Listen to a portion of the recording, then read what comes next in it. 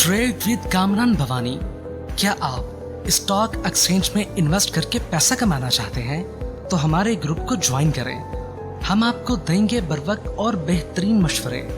हमारे पास अकाउंट खोलने और ग्रुप ज्वाइन करने के लिए इन व्हाट्सएप नंबर पर राब्ता करें।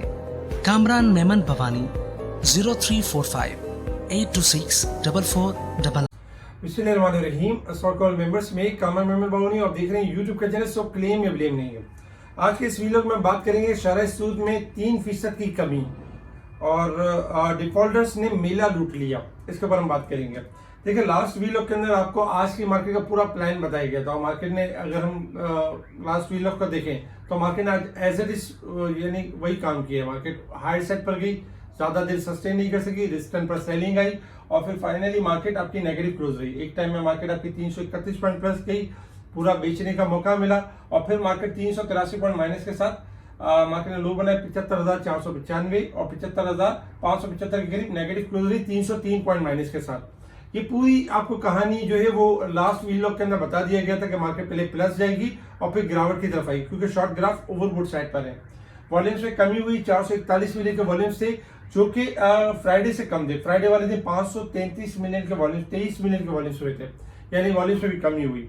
इसके साथ ही अगर हम देखें तो top volume, top gainers decline आपके सामने। अगर हम सेक्टर वाइज देखें तो आज सारे side board sectors, automobile, leather, cement sectors, इनमें काम हुआ। जबकि अगर हम मेन सेक्टर्स देखें, commercial bank, fertiliser, oil and gas, power generation, engineering, इनमें कोई खास काम नहीं हुआ। आज टेक्नोलॉजी सेक्टर्स छाया रहा मार्केट के अंदर और पॉजिटिविटी देखी।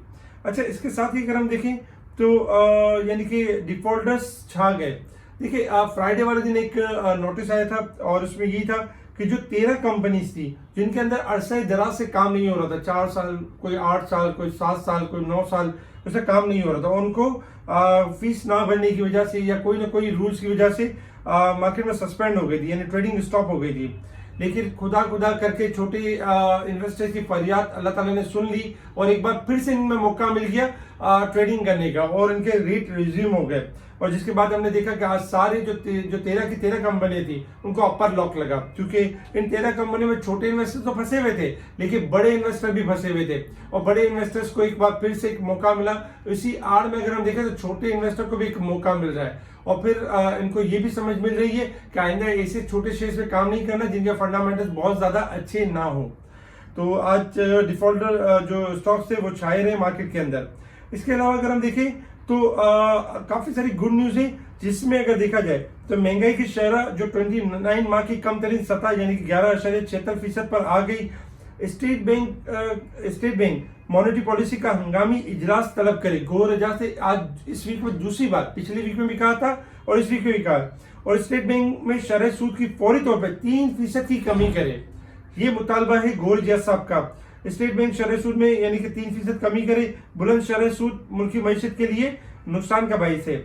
जबकि अगर हम देखें तो जो बुलंद शरह सूद की वजह से यानी कि हमारी जो सरमाए में किल्लत भी हो रही है और महंगाई में रिकॉर्ड कमी हुई है। इसकी बेसिस के ऊपर अगर हम देखें तो गौर एजाज साहब की डिमांड भी है। कामरान खान साहब का भी आज ट्वीट था कि शरह सूद में फौरी यानी करेक्शन यानी कमी की जाए और 3% कमी की जाए।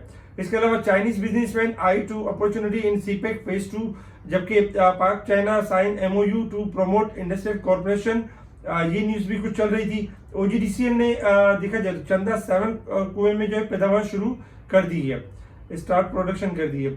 इसके साथ ही अगर हम देखें तो और भी बाकी कुछ खबरें थी जो कि जिसमें ट्रेड डेफिसिट थोड़ा सा नैरो हुआ है 15.2%, जबकि PKR यानी पाक रुपीज फॉल हुआ है, आज भी गिरा है थोड़ा सा 4 पैसे गिरा है। जबकि गोल्ड प्राइस में इजाफा हुआ है, स्टेबल रहा है 2,40,300 पर तोला के ऊपर। ये कुछ खबरें थी जिनके ऊपर हमने मार्केट के अंदर रिएक्शन देखा और मार्केट ने इसके ऊपर रिएक्ट किया। इसके अलावा अगर हम इंटरनेशनल मार्केट की तरफ मूव करें तो इंटरनेशनल मार्केट में क्रूड ऑयल ट्रेड कर रहा है $76.63 के पास। क्रूड ऑयल डिक्लाइन कर गया 33 सेंट। बेसिकली क्रूड ऑयल के गिरने की वजह ये कि जो फलस्तीन और इसराइल की जो जंग चल रही थी उसमें अमेरिका ने थोड़ी मदाखलत की और अमेरिका ने ये कहा है कि जंग को फिर फौरन खत्म किया जाए और मंथली बेसिस के ऊपर इसको यानी कम से कम किया जाए। तो देखा जाए तो ओवरऑल जंग बंदी की बात आ रही है, जिसकी वजह से आपका जो क्रूड ऑयल जो बढ़ता है जंग की वजह से, इसी वजह से हमने गिरावट देखी है। लेकिन क्रूड ऑयल आपका बाउंस बैक कर जाएगा 77 से लेकर 79 तक। क्योंकि ओवर्स और पोजीशन के ऊपर है। गोल्ड सिल्वर में अगर हम देखें तो गोल्ड $8.5 प्लस है, 2354 चल रहा है, जबकि सिल्वर प्लस है 27 प्लस है। गोल्ड सिल्वर आपके यहाँ से अप हो जाएंगे क्योंकि गोल्ड में इजाफा है 2360 से लेकर 2390 तक जा सकता है, और सिल्वर आपका जा सकता है 31 से लेकर 32 तक जा सकता है, जबकि डॉलर इंडेक्स में गिरावट हो सकती है। इसके अलावा resistance level and support level आपके सामने है, जिसमें 75,900 हमारा रेजिस्टेंस लेवल होगा, 75,260 हमारा सपोर्ट लेवल है। मार्केट अगर हम वीकली बेसिस पे देखें तो 159 पॉइंट ओवरबोट है, जबकि साल और मंथ के हिसाब से जो ओवरबोट है मार्केट उसमें आज कुछ कमी हुई है।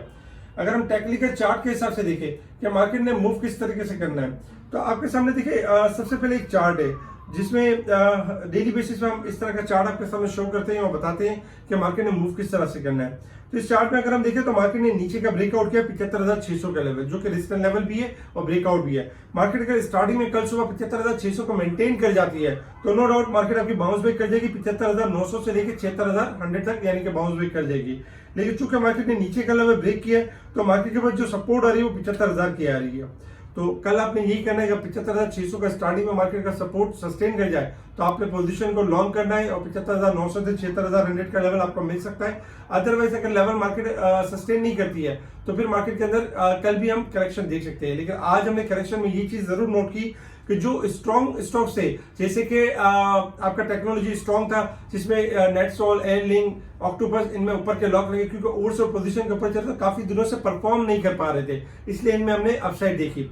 इसी तरीके से और बहुत सारे सेक्टर्स हैं जो इंप्रूव कर सकते हैं, जैसे कि रिफाइनरीज हैं, आपके ऑयल सेक्टर्स है, यानी कि देखा जाए सीमेंट सेक्टर्स है स्पेशली, ये इंप्रूव कर सकते हैं। साथ में ऑटो सेक्टर्स भी है। तो सेक्टर शिफ्टिंग एंड स्वैपिंग चलती रहेगी। आज भी इंडेक्स के अंदर हमने गिरावट देखी, लेकिन स्टॉक के अंदर कोई खास गिरावट नहीं थी। स्टॉक इंशाल्लाह आपके इंप्रूव कर जाएंगे, लेकिन जहां मौका मिले वहां प्रॉफिट टेकिंग जरूर करें, और जहां डिपर मिले वहां स्टॉक भी बाय जरूर करें। अगर हम ओवरबोट स्टॉक की लिस्ट देखें तो आपके सामने है कि ये स्टॉक ओवरबोट है, जैसे नेटसोल है, ऑक्टोपस है, एयरलिंक, जैसे जैसे ऊपर जाए ऊपर सेल करते जाए या स्टॉपर्स यूज करें।